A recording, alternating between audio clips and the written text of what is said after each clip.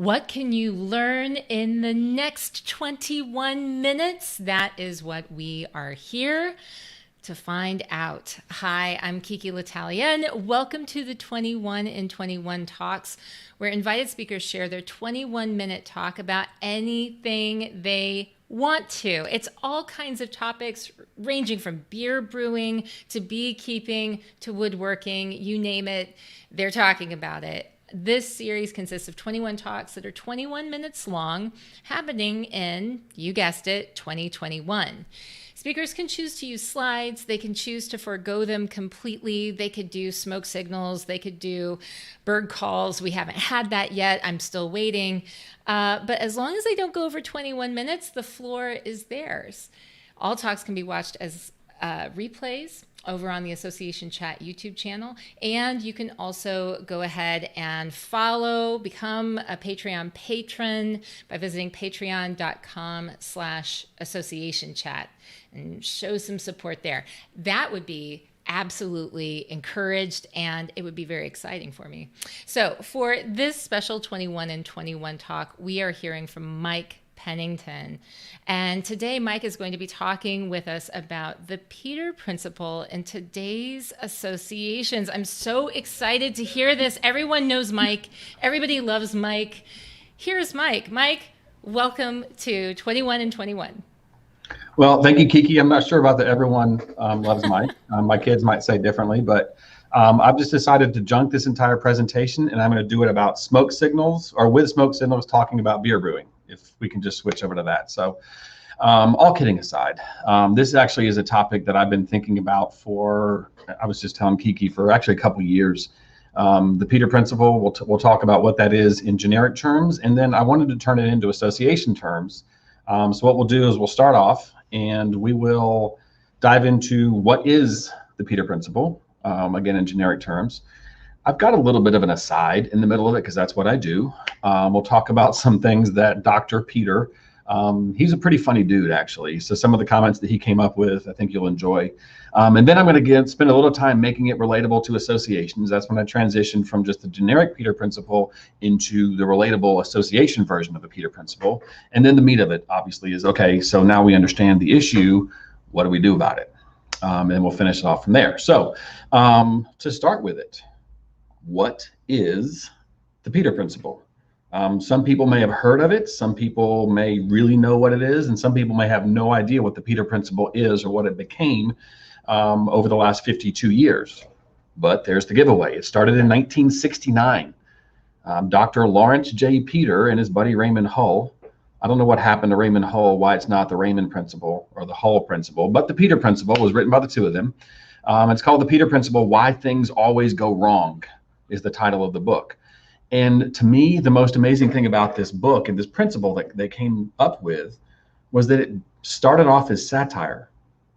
They never meant this to be a legitimate, real business principle or concept or philosophy. This was always meant to be something that was somewhat satirical. But if you look around the world now, this is being taught in business schools. It is obviously still a thing. We're talking about it now. No, it has nothing to do with the fact that if Peter likes you, he will give you a promotion. But the principles that they came up with 52 years ago are still very much in play today. And as we talk about what it is, I think you'll see that it is a thing still. And then we talk about it when it's an association ease. I think hopefully that will be some light bulbs that'll go off about that. You probably have seen it in play before as well. So without talking more about that part of it, let's get into what it actually is. The Peter Principle. It is the principle that people are promoted until they reach the level of their incompetence. So say it again, people are promoted until they reach the level of their incompetence.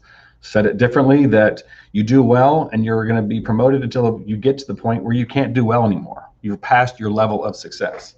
So to put it in very, very, very simple terms, what is the Peter Principle? Let's imagine there's someone out there who works at a Lego put together facility.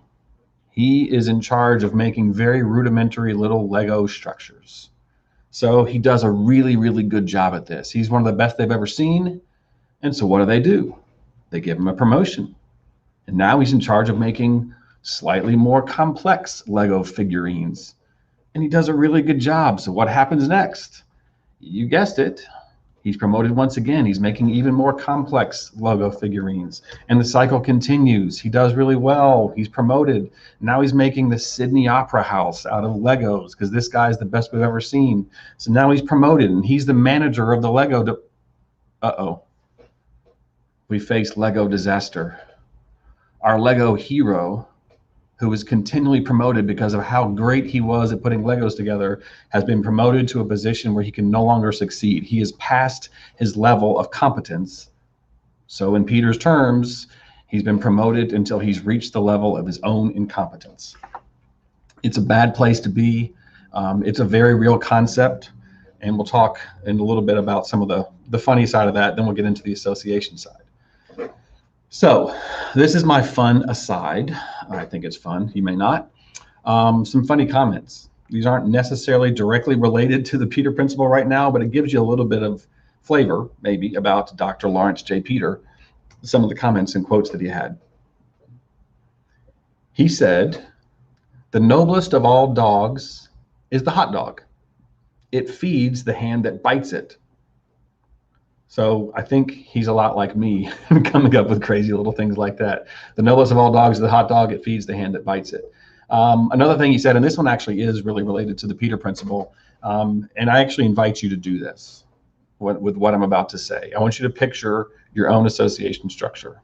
And he says, look around you where you work and pick out the people who have already reached their level of incompetence. You will see, and this is the kicker, you will see that in every hierarchy, the cream rises until it sours. I think we've probably felt like that in times in our past as well. In terms of a coined expression, one of my favorite shows of all time is The Office. And if you're familiar with the show, that's Jim up top, and he's messing with Dwight, who's crawling down to find his desk below. But Dr. Peter came up with a term called tabulatory gigantism. And tabulatory gigantism is an obsession with having a bigger desk than your colleagues. Because obviously having a bigger desk means you're more important. So you see here, Jim has made quad desk with all the desks stacked on top of each other. Anyway, a really, really funny guy. Another thought concept here on the Peter Principle is that it has gone way deep into our society, into places like Dilbert. Dilbert created the Dilbert Principle.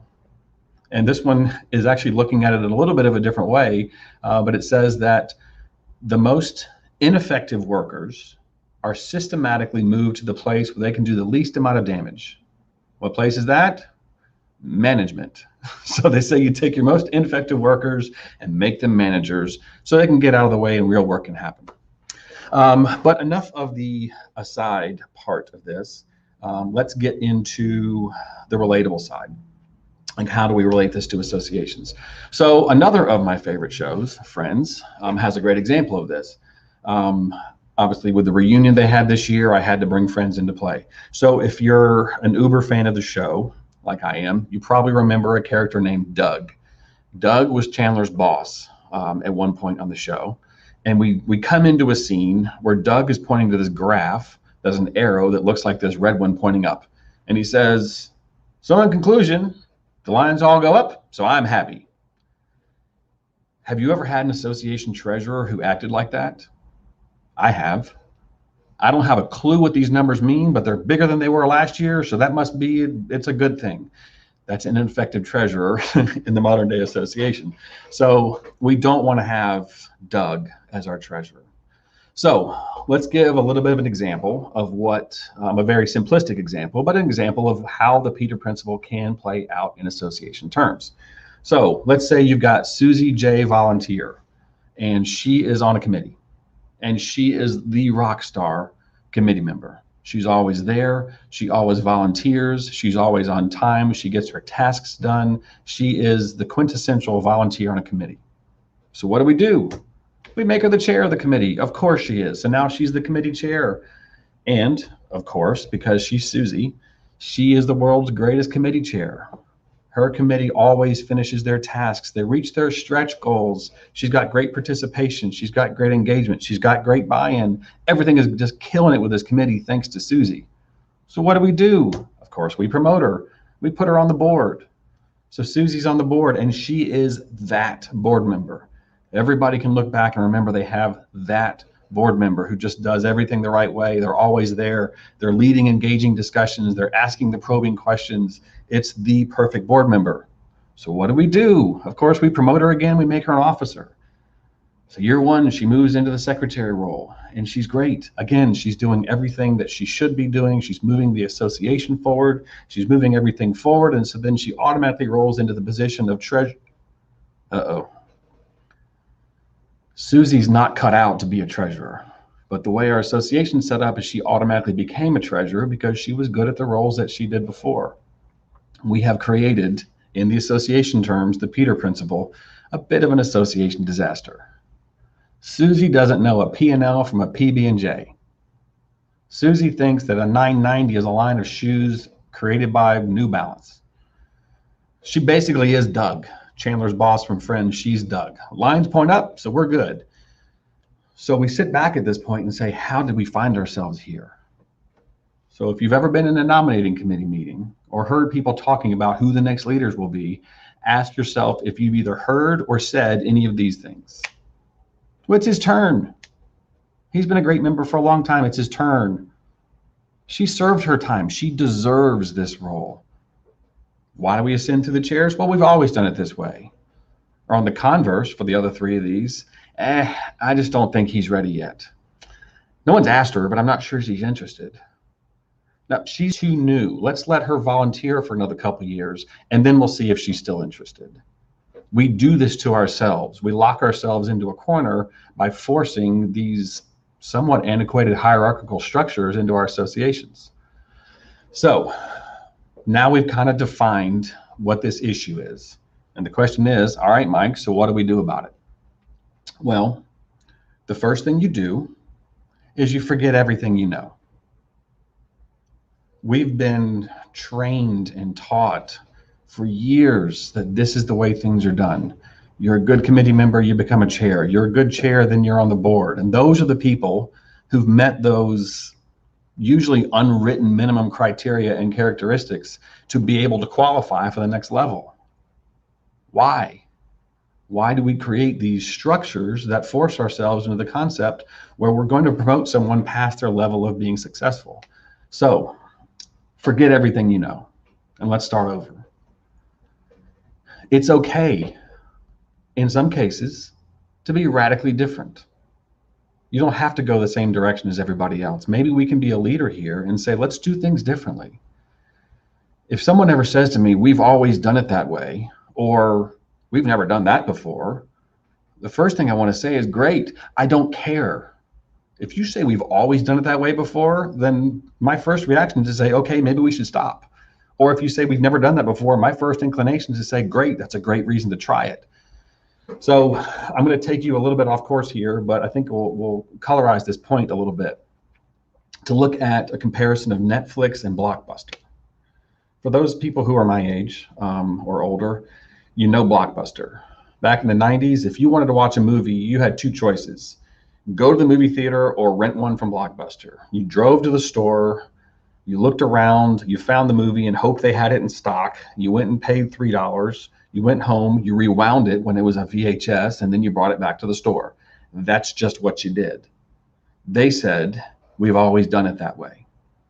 In 1999, this little company called Netflix was started, and they changed the model. They said, they looked at, we've never done it that way before, and they said, great, let's try it. They went to an online only model. There was no bricks and mortar concept. Blockbuster saw this Netflix thing over to the side, swatted away, and said, we've always done it this way. We're not going to worry about it. In 2004, Blockbuster was the king. It was the height of their revenue. $6 billion a year in people renting movies. And $800 million of that was just on late fees, which makes me very sad. But $800 million just in late fees. So Netflix came up with this concept of DVD rentals and doing things a little bit differently. And then they came up with the craziest idea of it's no longer a per rental fee. You just pay a monthly subscription. It was completely out of left field for them to do something like that. And I don't want to give you the end of the story, but I think it worked.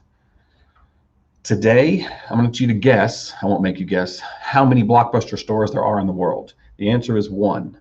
It's actually an Airbnb that you can rent for $4 a night. That is the history of Blockbuster. At one point, actually, in the infancy of Netflix, Blockbuster had the ability to purchase Netflix for $50 million. Again, they were charging $800 million in late fees every year. $50 million, they could have bought Netflix. They did not. Right now, remember, Blockbuster was a peak of $6 billion in revenue annually. Right now, Netflix is $25 billion a year. And they've moved on even past that. They didn't stop at this monthly subscription concept. Now they're producing their own content. Netflix is the one who says, I don't care that we've never done it that way before. We're going to do it that way now. It's an extreme example, but I think it's okay for us to look at this and be radically different. All right, next thought. I think it's okay for us to reevaluate our promotion criteria. And again, I'm speaking specifically about associations. So how else can we reward Susie J. committee volunteer who's really successful? It doesn't have to be promotion. Are there other ways we can reward people who are our peak performers? First thing you do, and this is really technical, so write this down, ask them. What's important to them? What value can we show them? How can we show them we appreciate the wonderful things they're doing for us? It may not be promotion. We don't need to always focus on going to the next rung of the ladder. Why can't we show them opportunities for growth in other areas? Maybe offer them roles that are lateral. You've done so great with this committee and turned it around. What would you think about this other committee? Maybe you've got a PAC or a foundation that can go and serve on that and look in other directions. There should be ways that we can show people that we appreciate how great they are, sincerely, without having to force them up this ladder, if that may not be the best course of action for that person or for the association. And I think the most important thing here, and throughout everything we do in volunteer engagement, is we need to acknowledge them publicly. Especially with newer generations moving in, having someone acknowledge them in public and say, this person did phenomenal things for the association, and we want to stand here and just appreciate and show them how much we value that. Do it in a way that resonates to the person. If anyone here has read the book, The 5 Love Languages, it's one of my favorite ones. We need to offer someone the appreciation in the way that they will receive it the best. Maybe someone just wants a box of chocolates because they did a great job. Maybe someone wants tickets to a baseball game because they did a great job. Maybe someone does want the promotion, but we need to find out from them what's their reward structure and how can we provide that to them. So this is the part of the presentation where you'll pull out your pitchforks and torches and come and charge at me and look like one of these people on the screen who looks like they want to kill me, because I'm about to slaughter a sacred cow. I think it's time to reevaluate our leadership structures. We saw that Susie J. Volunteer was great all the way up through the hierarchy. She got to be secretary on the board of directors, or on the executive committee, and then treasurer because of automatic ascension. I think some people are starting to move away from automatic ascension, or maybe we're never there, but way too many associations force that volunteer up that ladder of automatic succession and moving up into the next chairs. I think it's okay to reevaluate that. Why do we have to assume that the characteristics needed in a board chair are the exact same ones that would be there for a board treasurer? It doesn't have to be that case. A really extreme example of this, there's actually a Swiss IT company called Haufa Umentis, and every single year they democratically elect their leadership positions. All the way through CEO, every year a democratic election. That may be a little extreme, but still it shows that we're trying to put the right people in the right roles every year rather than relying on a somewhat antiquated system. So we need to reevaluate minimum qualifications, the core values and the core skills and qualities that people have to be able to serve in each role the most efficiently and effectively. We need to have flexibility in how we do this. We don't need to be stuck in these rigid paths we've had in the past. We can have multiple career paths. We can have different job titles and role titles. We don't need to be stuck in all these things that we've done just because we've always done it. Again, we can throw that out the window sometimes when it makes sense and allow for new ideas. We don't have to be committee member, then committee co-chair, then committee chair. Like, why can't you have a role for the chief circus monkey wrangler or the chief technology ninja. I don't care what the titles are, but let's have some fun and find roles for people where they're going to be able to provide value to the association and they will be able to be fulfilled. That's what we're talking about here. With anything we do here, I think it's really important in everything we do is to be very transparent with our volunteers. Very clear.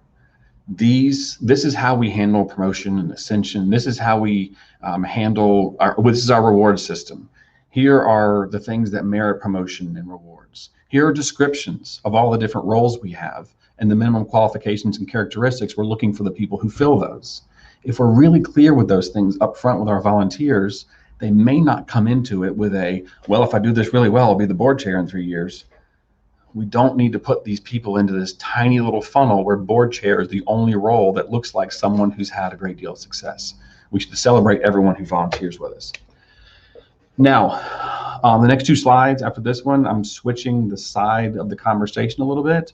And this is for those of us who volunteer with our associations. So maybe we volunteer with a state SAE or we volunteer with ASAE or another group. So looking at it from that side, we need to swallow our pride. We don't need to assume that the next role is ours. We need to take joy in what we're providing to the association and leave it at that.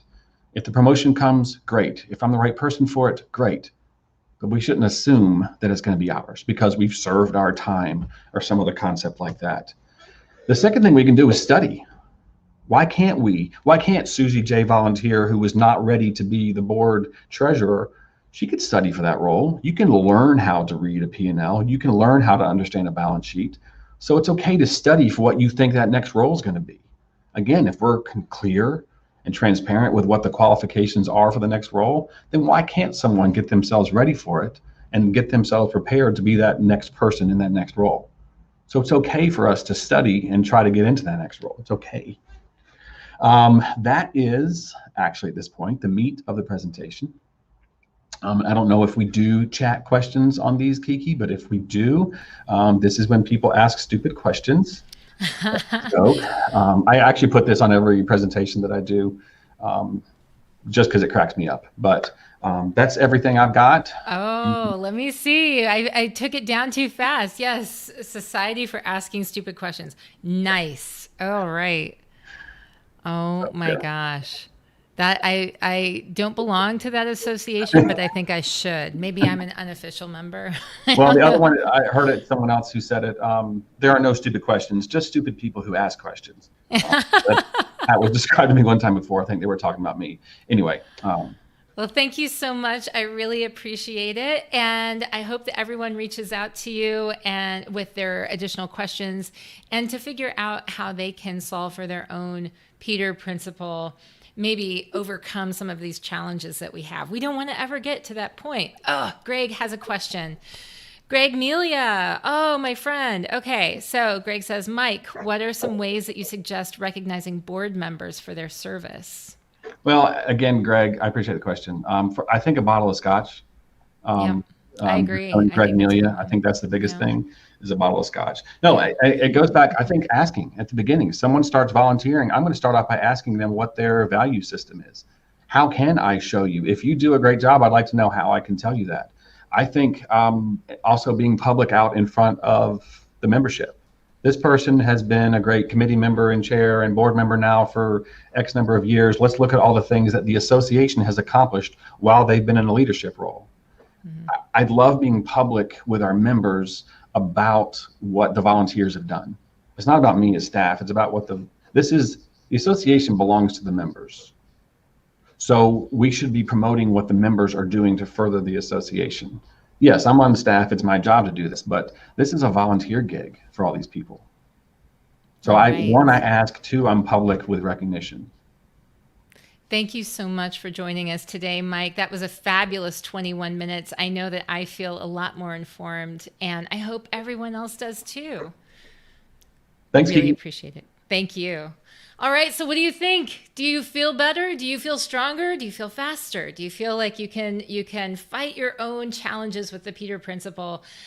I know I do. I feel a lot stronger in this. And Mike was absolutely phenomenal. Listen, if you like the 21 and 21 talks, I hope you will go check out the other 21 and 21 talks. If there's one thing that we know with Association Chat is that we should always continue asking questions. We ask questions so we can learn every day. Why? Because the cave you fear to enter holds the treasure you seek. I hope you have a great rest of the week, everyone.